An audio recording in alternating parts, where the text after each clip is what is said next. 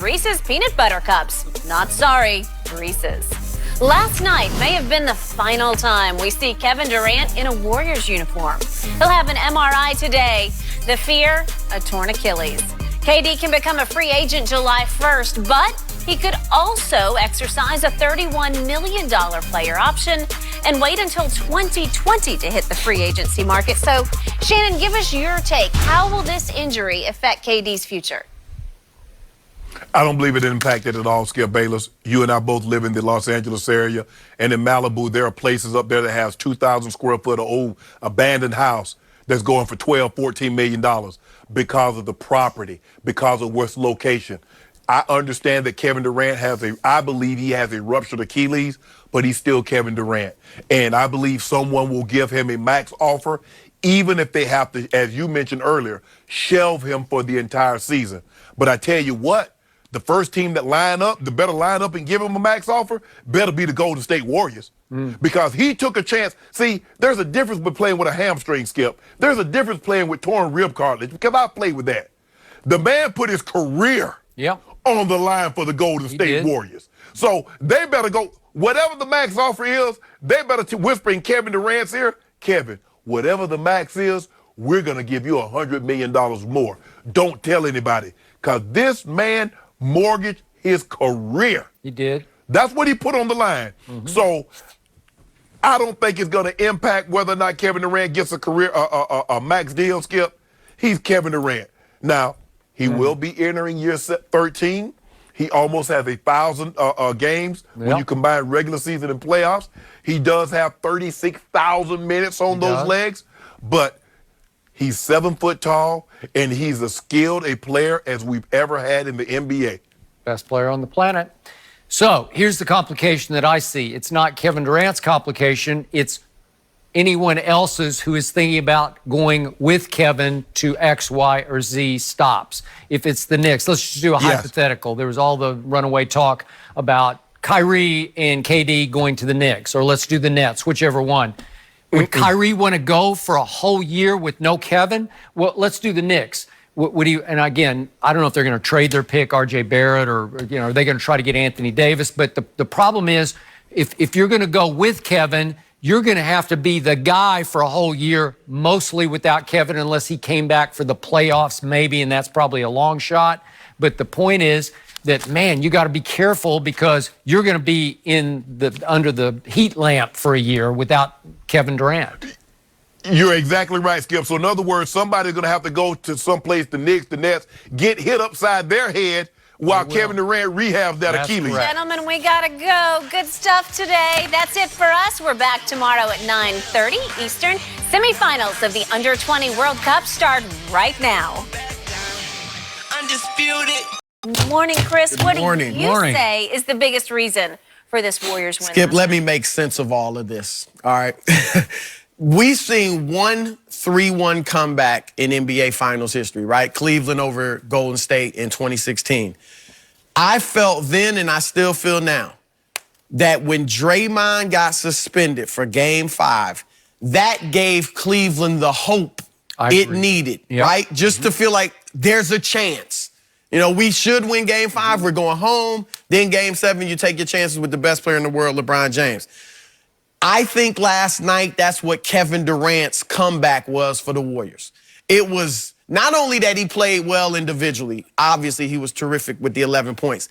Not only that he opened up the floor for Steph and Clay and just made it easier for everybody, but the energy and the hope that created. Now, when he got hurt, I thought, contrary to what happened in Houston, I thought it was over. Because I thought they were going to be so deflated emotionally that, they were just going to collapse as human beings. And I give them credit for their resiliency. So I think that was a big part of this thing emotionally, and they showed some toughness. No question about it. We can point, when we look at why they won, we can point to some Raptors foibles at the end. Nick Nurse calling the timeout after Kawhi's flurry with 3:05 left. Irrelevant to me. Irrelevant. Really? Well, it's too early. It doesn't. If that's your excuse, then you're going to lose the next game. That's not an excuse. But they had all the momentum, which is a big part of basketball, and I'm not saying it was definitely the game changer, but why did you call a timeout with 3 minutes left when your team is on this run? Kawhi's on fire, and Golden State is struggling. Okay, he and said they came that out it looked and like went up number 9-2. two needed a blow. And also there's that new rule where if you don't use your timeout and it carries into the final 2 minutes, you lose your timeout. Okay? I get it, but that's one thing you can point to.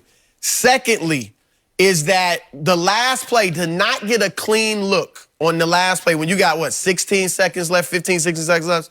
Now, I thought with Kawhi, when he dribbled into the double team, once they doubled him, I thought he made the right play.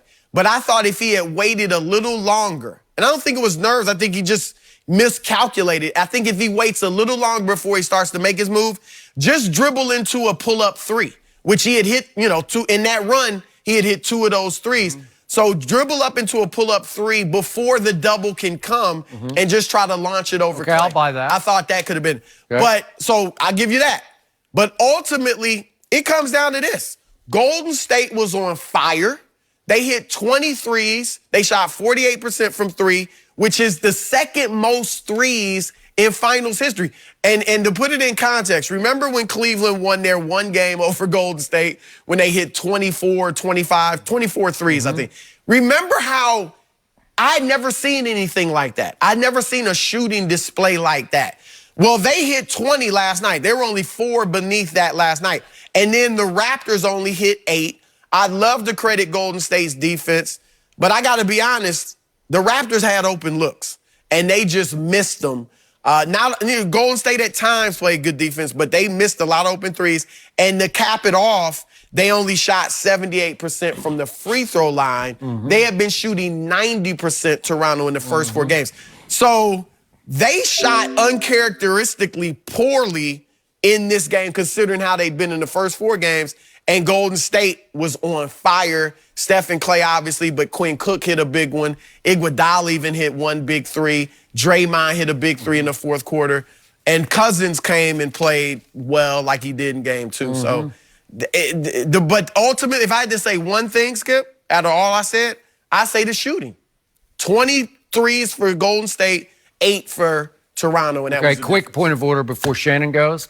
No, go ahead, Skip, take off. You take it. In the second half, before Steph Curry hit the biggest three-point shot of his career, to tie it. Right. He was 1 for 8 in the second half from 3. So he had hit a cold spell. So I got you with the 23s, but he seemed so cold that it was against all odds that he was going to take that shot, which was a contested 3. It wasn't a clean look. It wasn't wide open. He had to create it off, he was on the move, right? Yeah. Okay. He was coming around it. Yep. Here's what I saw. I saw the all-time classic premature celebration.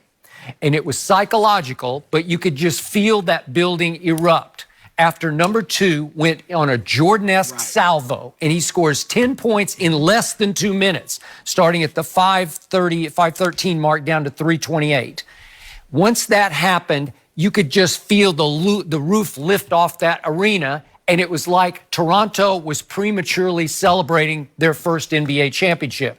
Shannon Sharp, somewhere in Atlanta last night, was prematurely celebrating because he thought it was over, and he thought that number 2 had crowned himself as the MVP, and he had shown you he could take over a game the way Jordan or LeBron or Kobe or whoever, or Magic or Bird or whoever you want to talk about had taken over. He had gone all-time in that stretch. And I'll give you, he did go all-time in that stretch, but the game was not over. There was 3:28 left. And even though it looked to my eyes like Golden State had hit the proverbial wall, they had just run out of gas and out of miracles, it looked like Steph was so cold at 1 for 8 in the second half that there is no way they're going to figure out how to come back. And then the biggest shot, momentum-wise, of the game is Clay hit his first 3.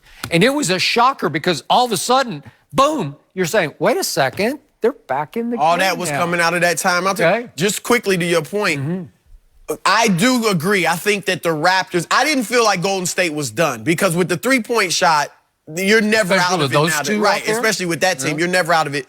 But I think maybe that's why Nurse felt comfortable calling that timeout. And you're right, maybe it was legitimate reasons that he gave, but that may have been part of it too. We got this. Let's calm everybody down. Right? Let's we get got our this. composure. Here we go. And he felt now let's fine just play it out. And then the